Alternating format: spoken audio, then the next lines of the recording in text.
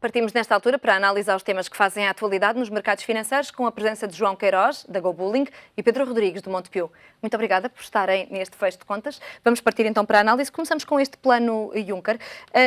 Ontem, Jean-Claude Juncker dizia que era com este plano que se podia eventualmente ligar o motor da economia europeia. É ambicioso ou não?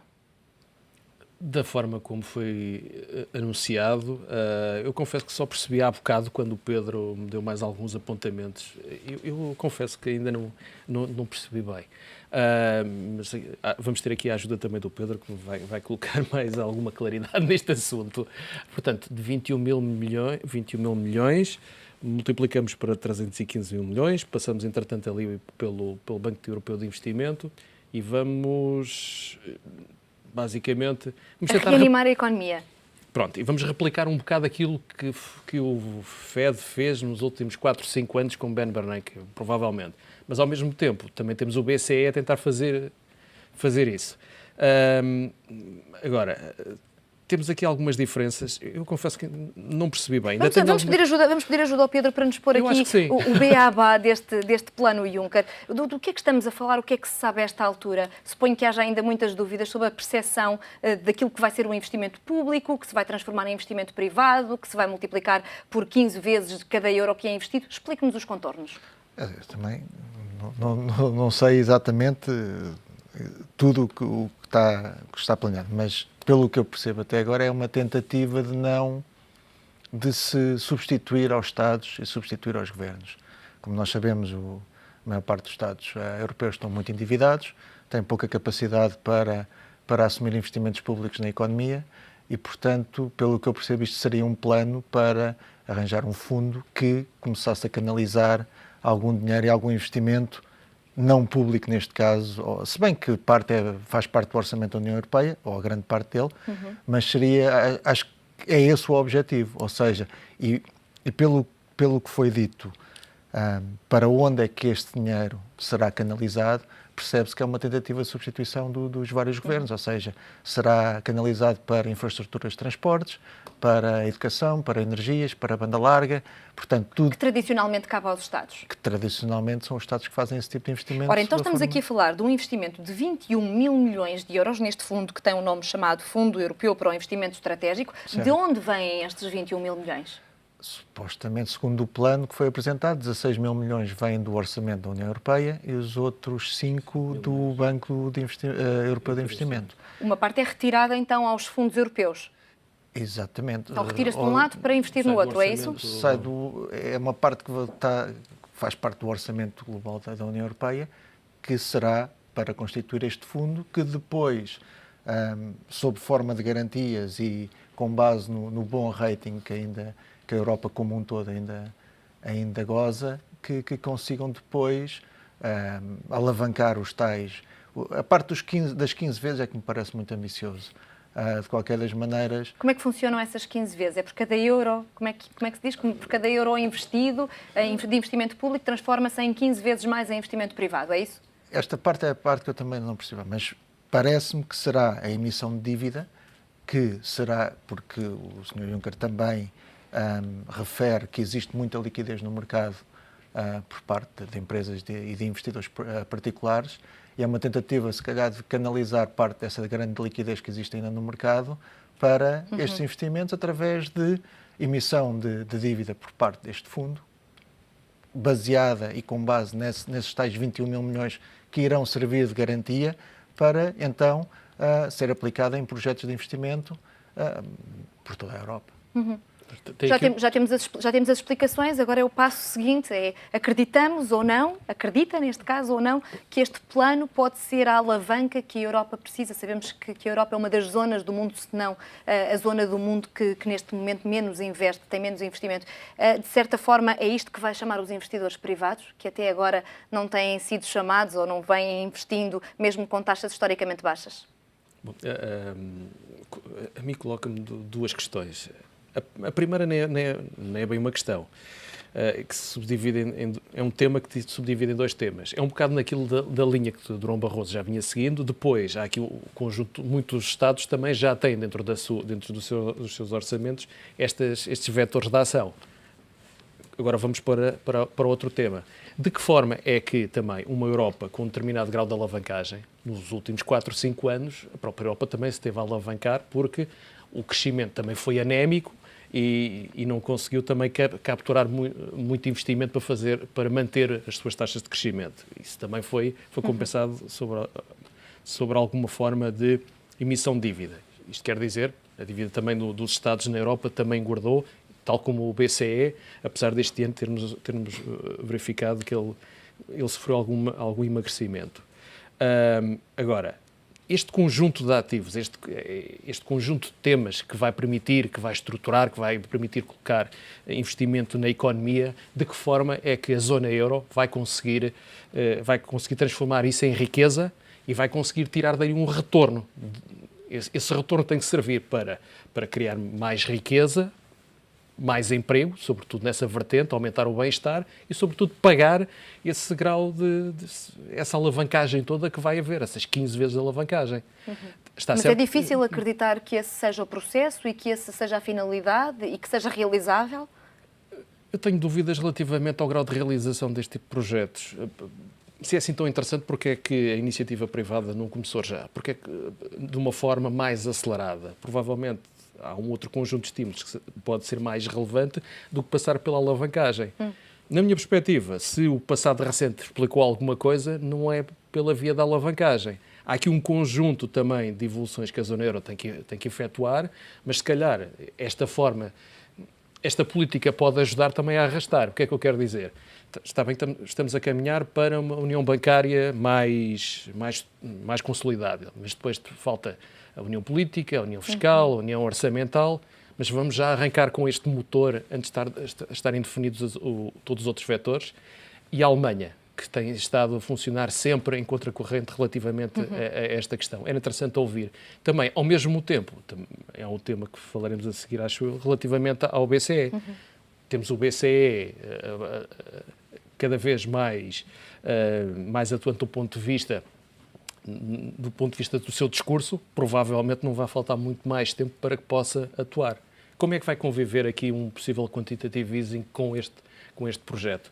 Não percebi bem em que possa haver, onde é que possa haver pontos aqui de convergência, se estes dois planos fazem sentido e se simplesmente voltarmos a colocar dinheiro no mercado, isto simplesmente há um efeito, só aumentamos o investimento, efetivamente o PIB da zona euro tenderá a crescer. Esse efeito temos.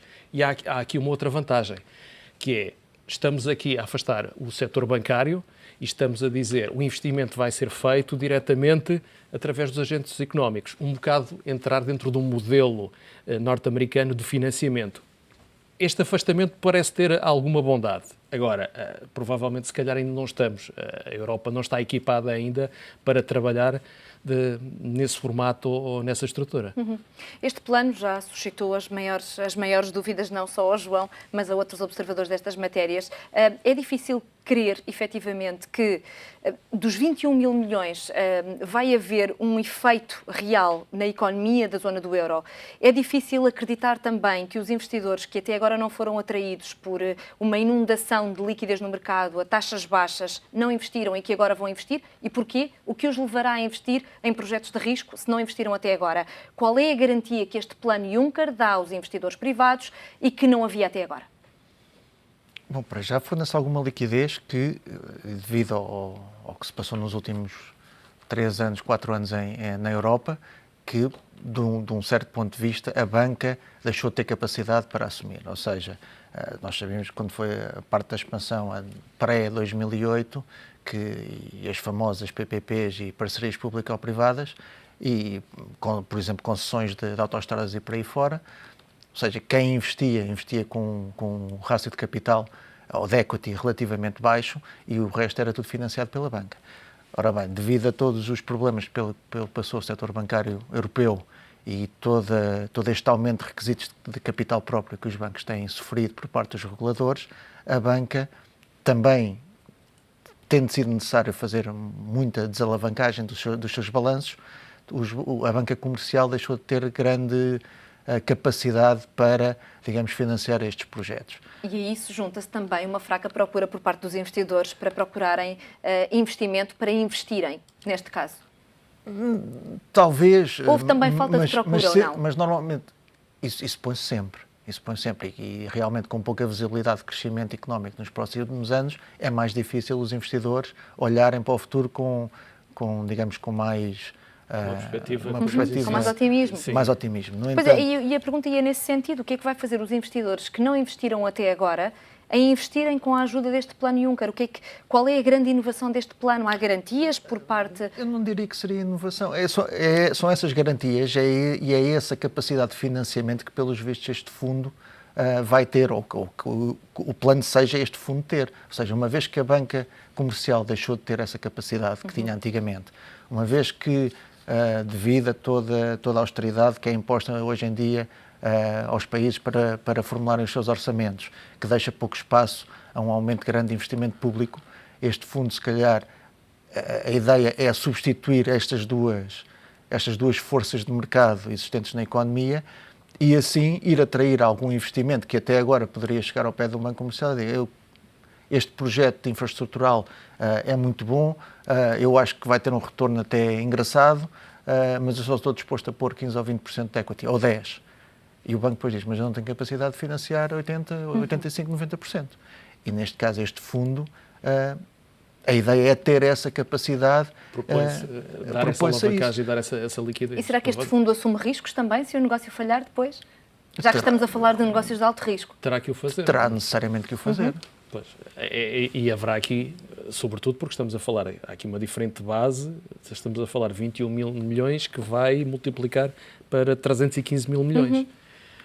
Agora, tem que haver um escrutínio muito grande relativamente a estes projetos e aquilo que vai conseguir remunerar, tem que remunerar não só o serviço da dívida, como que permita também criar cash flows, criar formas de que se possa ir pagando este financiamento que vai existindo. E esse valor público de 21 mil milhões devia ser maior para garantir pelo menos mais sucesso no fim do dia depois deste plano, em vez de serem 21 mil milhões, serem 100 mil milhões de fundos públicos, por exemplo, como pedia a França, creio eu, e outros deputados europeus? Provavelmente os 21 mil milhões estão desenhados para aquilo que são...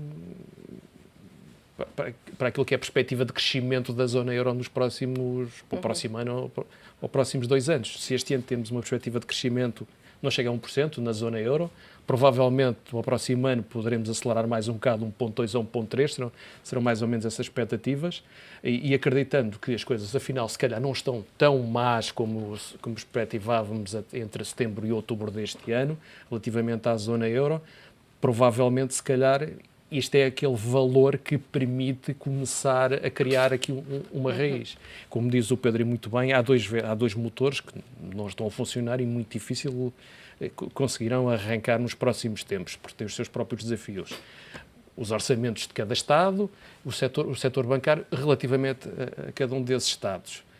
Ter aqui um orçamento da zona euro que permita evoluir numa perspectiva como os Estados Unidos fez na década de 40 para permitir aqui fazer no pós-guerra, permitir ter uma outra forma, uma forma de evoluir a economia da zona euro, se calhar também tem que estar mais focada propriamente, não só em grandes projetos que muitos países já têm implementados e que fazem aumentar não só a produtividade e eficiência, mas também olho bastante para aquilo que são os grandes blocos económicos que temos neste momento numa economia global que vem recentrando.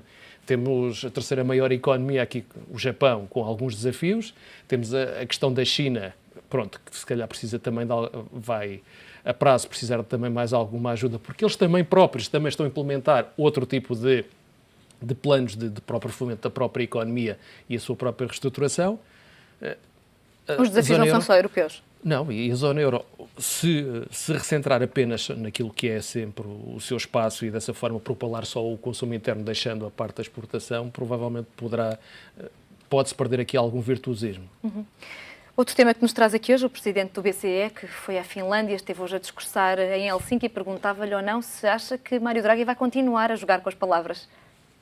Eu acho que sim, quer dizer, se o fez até agora, muito dificilmente vai deixar de o fazer, ou vai tentar sempre até à última chegar lá por via mais das palavras do que dos atos.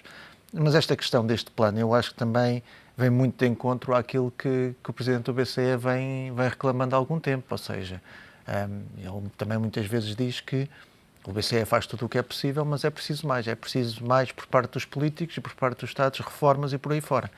E se calhar parte das reformas tem a ver com o investimento público, que este tal fundo poderá ajudar a chegar à economia melhor do que a maior parte dos Estados hoje em dia.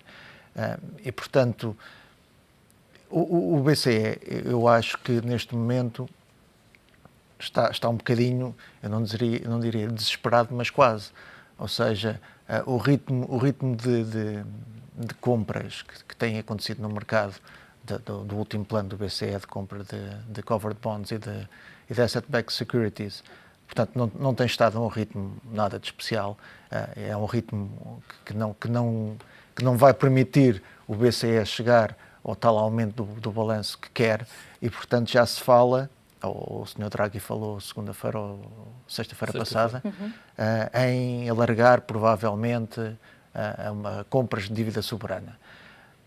Mas eu confesso que continuo a não perceber onde é que ele quer chegar, porque depois diz que essas compras serão feitas na proporção do peso de cada país dentro da União Europeia. Ou seja, não sei em que é que 18% da Alemanha de compra de dívida soberana alemã vai ajudar. Ou seja, a dívida alemã há 10 anos está a 0,7%, 0,8%. Pode baixar mais, não? Mas não vai ter um grande impacto, é isso? Eu acho que não terá o impacto necessário e que seja preciso para voltar a revigorar a economia. Mas pode ser mais impactante, por exemplo, nos países da periferia ou não? Sim, mas mas os países da periferia também já têm taxas de juros hoje em dia que não são... consistentes com o seu risco. Ora bem, a dívida soberana portuguesa há 2 anos e 5 anos está mais baixa que a dívida soberana americana. Quer dizer, conceptualmente não faz muito sentido. E, portanto, nós temos... O que não se garante que, se não houver aqui uma constipação em alguma parte do globo, isso não se altere. Sabemos que os mercados são sensíveis a essas coisas, sim, ou não? Estou a dizer. Eu relembro que, por exemplo, uma das grandes... O que a Fed queria principalmente quando implementou o QE3, Quantitative Easing 3, era uma tentativa de manter fundamentalmente as taxas de juros de longo prazo baixas. E foi com isso que implementou aquele plano de compras que chegou a 85 mil milhões de dólares por mês. Estamos a falar por mês. E, portanto, era esse o objetivo primário, era manter as taxas de juros de longo prazo relativamente baixas, para dar uma indicação aos agentes económicos que podiam investir sem grande receio. Ora bem, eu acho que neste momento na Europa esse caso não se põe. Ou seja, acho que não existe um perigo, obviamente se houver uma convulsão qualquer, mas isso são choques que à partida não são, digamos, não estão no horizonte para já. Mas, portanto, uma recompra de dívida soberana por parte do BCE neste momento não me parece que tenha nenhum efeito para além de a tal proclamada necessidade que o BCE tem neste momento de aumentar o seu balanço, para, de uma certa maneira, voltar atrás naquilo que aconteceu no último ano, 2013, que foi o balanço do Banco Central Europeu, em vez de ter continuado a crescer a um ritmo moderado, ou o que fosse, diminuiu. Ao contrário, por exemplo, do balanço da Reserva Federal norte-americana e do Banco do Japão, mais notoriamente. João, efetivamente esta questão posta aqui na mesa pelo Pedro, assim, desta maneira, até parece fazer sentido. Se efetivamente as taxas de juros no mercado secundário já estão abaixo daquilo que é o risco de determinados países, porquê que os investidores rejubilam tanto cada vez que Mário Draghi vem dizer que efetivamente pode vir aí uma compra de dívida soberana? Os mercados, ou quem tem poupanças, os investidores, nos últimos trimestres têm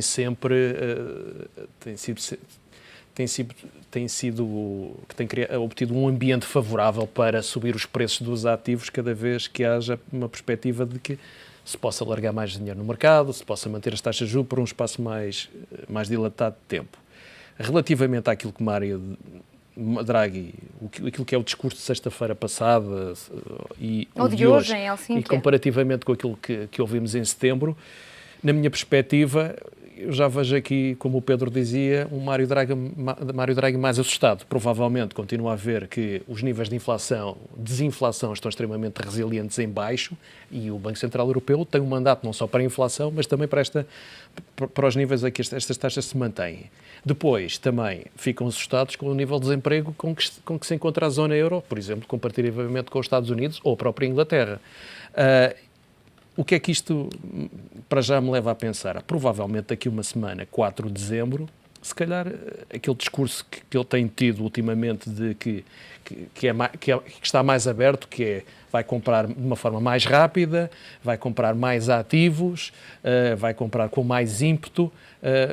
Portanto, provavelmente já não haverá muito mais espaço para continuarmos com a parte oratória, terá que mesmo que o fazer e que o demonstrar.